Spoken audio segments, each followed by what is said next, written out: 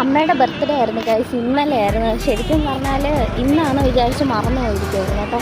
അപ്പം ഞാൻ ചെറിയൊരു കേക്കൊക്കെ വെച്ചിട്ടുണ്ട്, അമ്മയ്ക്ക് കൊണ്ട് കൊടുക്കാം. ഓക്കെ.